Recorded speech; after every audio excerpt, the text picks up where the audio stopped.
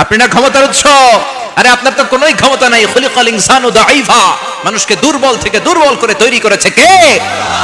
এজন্য রব্বুল আলামিন বলেন, তাবারাকাল্লাযী বিয়াদিহিল মুলকু ওয়া হুয়া আলা কুল্লি শাইইন কাদির। সুমহান সেই সত্তা যার হাতে ক্ষমতা।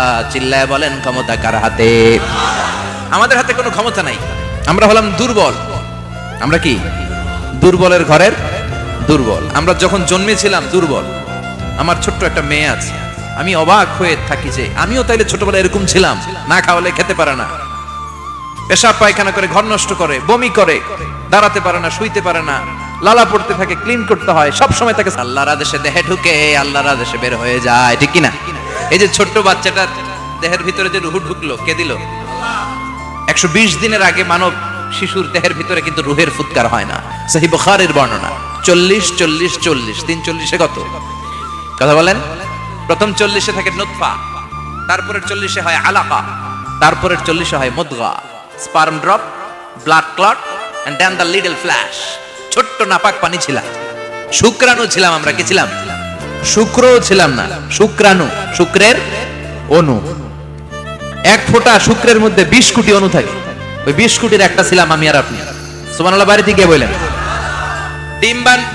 ডিম্ব আমরা ছিলাম না, আমরা ছিলাম ডিম্বাণু। ডিম্বের এই ডিম্বাণু আর শুক্রাণু দুইটা মিলে আল্লাহ আমাদেরকে বানায় ফেললেন জাইগট। সেখান থেকে এমব্রয়ো, তারপরে আস্তে আস্তে ইনিশিয়াল স্টেজগুলো শেষে একটার পর একটা স্টেজ পার করে তিনি আমাদেরকে বানালেন আলাকা। সেখান থেকে মুদগা। আমাদের দেহের ভেতরে তিনি স্কেলিটন ভরে দিলেন, কঙ্কাল, মাথার স্কাল দিলেন, খুলি দিলেন, নাক কান গলা দিলেন, আমার রেসপিরেটরি সিস্টেম চালু করে দিলেন। কত ছোট ছিলাম আমি, ক্ষুদ্র ছিলাম আমি। ফালইয়ানজুরিল ইনসানু মিম্মা খুলিকা, খুলিকা মিম্মাইন দাফিক। মানুষের উচিত তার সৃষ্টি প্রক্রিয়ার দিকে নজর করে তাকানো। বাবার পিঠ থেকে সবেগে নির্গত হওয়া পানি দিয়ে মায়ের পেটে তোমারে ঢুকায় দিল কে? নাপাক পানি থেকে ছোট্ট ব্যাঙ্গাচির মতো ছিলাম, জোকের মতো মায়ের জরায়ুর দেয়ালে লেগেছিলাম। সেখান থেকে বড় করতে করতে আমার রেসপিরেটরি সিস্টেম, আমার হেয়ারিং সিস্টেম, আমার সব সিস্টেমগুলো তিনি আমার দেহের ভিতরে সেট করে দিল। চিল্লা এখন সুবহানাল্লাহ। 120 দিনের সার্টেন পিরিয়ড শেষে তিনি দেহের ভিতরে রুহের ফুৎকার দিলেন। দেয়া মাত্রই আমার রুহুতে ধপ ধপ ধপ শুরু হয়ে গেছে। ওই যে ধপ ধপ শুরু হয়েছে, আজও থামে নাই। এই ধপ ধপ থামলে বাঁচবেন? দম ফুরাইলে আমরা ঠুস হয়ে যাবো, ঠিক কিনা?